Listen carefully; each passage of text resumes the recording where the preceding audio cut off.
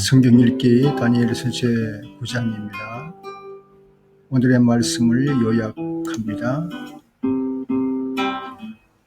다니엘이 지금까지 환상을 많이 보았지만 그런 때때로 감당하기 두렵고 어려운 환상을 보면서 염려, 걱정, 그리고 심지어는 몸이 아프면서까지도 감당할 수가 없을 때가 있었습니다. 그러자 다니엘은 있는 힘을 다해서 결국 기도하기에 이르릅니다. 오늘 현재를 살아가는 우리들도 세계적으로 기도할 내용이 참 많고 또 다니엘과 같은 그런 입장의 기도를 할 수밖에 없는 현장에 놓인 것 같습니다. 우리 함께 기도하는 마음으로 이 장을 읽을 수 있을 것 같습니다. 이제 9장 제1절부터 시작을 합니다. 메대 족속 아하수에로의 아들 다리우스가 바벨로니아 나라의 왕이 된 첫 해, 곧 그가 통치한 첫 해에 나 다니엘은 거룩한 책들을 공부하면서 주님께서 예레미야 예언자에게 하신 말씀, 곧 예루살렘이 70년 동안 황폐한 상태로 있을 것을 생각하여 보았다. 응답을 들으려고 나는 금식을 하면서 베옷을 걸치고 재를 깔고 앉아서 하나님께 기도를 드리면서 간구하였다. 나는 주 나의 하나님께 기도하면서 백성의 죄를 고백하고 아뢰었다. 위대하시고 두려우신 주 하나님, 하나님을 사랑하며 하나님의 계명을 지키는 사람들에게 언약과 인자를 베푸시는 하나님, 우리가 죄를 짓고 잘못을 저질렀습니다. 악한 일을 저지르며 반역하며 주님의 계명과 명령을 떠나서 살았습니다. 우리는 주님의 종 예언자들이 주님의 이름으로 우리의 왕과 지도자와 조상과 모든 백성에게 말하는 것을 듣지 않았습니다. 주님께서는 언제나 의로우십니다. 그러나 우리는 오늘처럼 낯뜨거운 수치를 당합니다. 유다에 사는 사람이나 예루살렘에 사는 주민이나 가까운 데나 먼데 곧 이스라엘 사람으로서 흩어져 사는 사람이 주님께서 쫓아내신 그 모든 땅에서 수치를 당하고 있습니다. 이것은 그들이 주님께 죄를 지었기 때문입니다. 주님, 우리와 우리의 왕과 지도자와 조상이 낯뜨거운 수치를 당한 것은 우리가 주님께 죄를 지었기 때문입니다. 주 우리 하나님은 우리를 긍휼히 여겨주시고 용서하여 주셨으니 우리는 하나님께 반영하였습니다. 우리가 우리 주 하나님께 순종하지도 않고 하나님의 종 예언자들을 시켜서 우리에게 말씀하여 주신 율법도 따르지 않았습니다. 참으로 온 이스라엘이 주님께 순종하지 않고 주님의 율법을 어기고 벗어났으므로 하나님의 종 모세의 율법에 기록된 벌과 저주가 우리에게 내렸습니다. 이것은 우리가 주님께 죄를 지었기 때문입니다. 주님은 우리에게 큰 재앙을 내리셔서 우리와 우리를 다스리는 통치자들에게 하신 말씀들을 이루셨습니다. 예루살렘에 내린 것과 같은 재앙은 하늘 아래 그 어느 곳에서도 없던 것입니다. 모세의 율법에 기록된 대로 이 모든 재앙이 우리에게 미쳤습니다. 그런데 아직도 우리는 죄의 길에서 돌아서지 않았습니다. 하나님의 진리를 따라 살지 않았습니다. 그렇게 우리는 주 우리 하나님께 은혜를 구하려 하지 않습니다.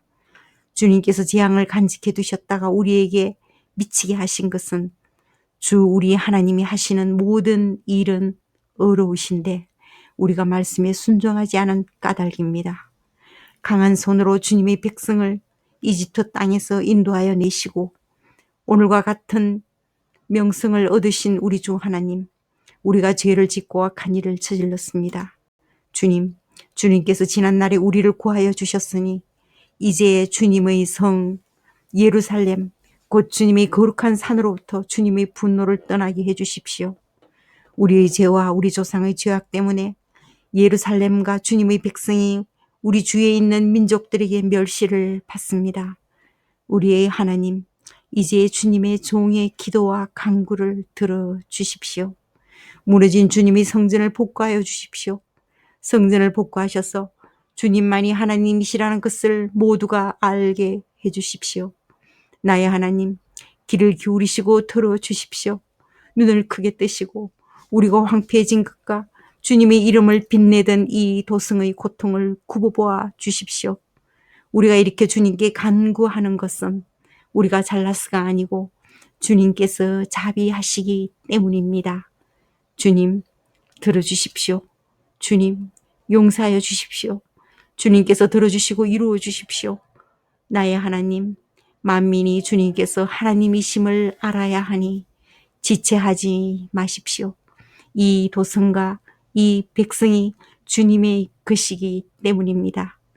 내가 아직 아뢰어 기도하면서 나의 죄와 이 백성 이스라엘의 죄를 자백하고 나의 하나님의 거룩한 산 성전을 다시 회복시켜 주시기를 주 나의 하나님께 간구할 때에 내가 이렇게 기도드리면서 아랠 때 지난번에 환상에서 본 가브리엘이 내가 있는 곳으로 급히 날아왔다.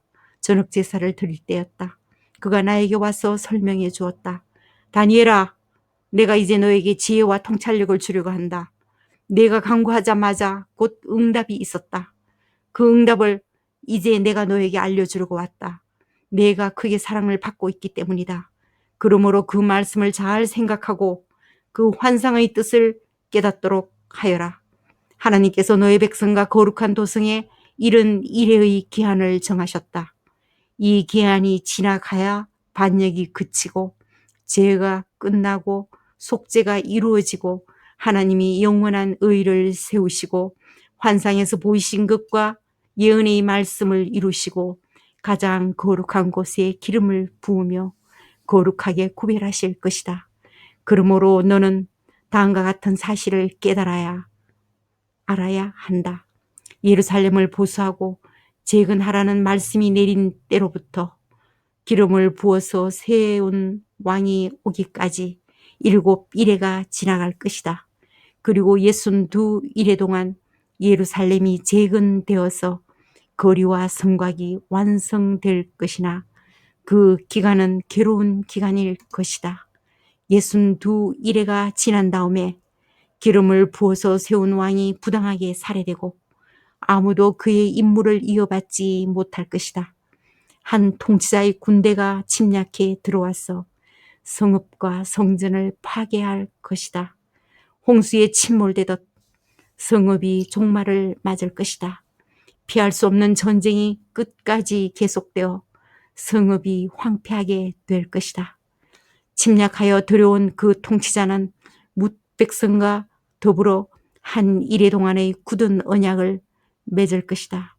그리고 한 일해 반이 지날 때에 그 통치자는 희생제사와 예물 드리는 일을 금할 것이다. 그 대신에 성전의 가장 높은 곳에 흉측한 우상을 세울 것인데 그것을 거기에 세운 사람이 하나님이 정하신 끝날을 맞아야 할 때까지 그것이 거기에 서 있을 것이다.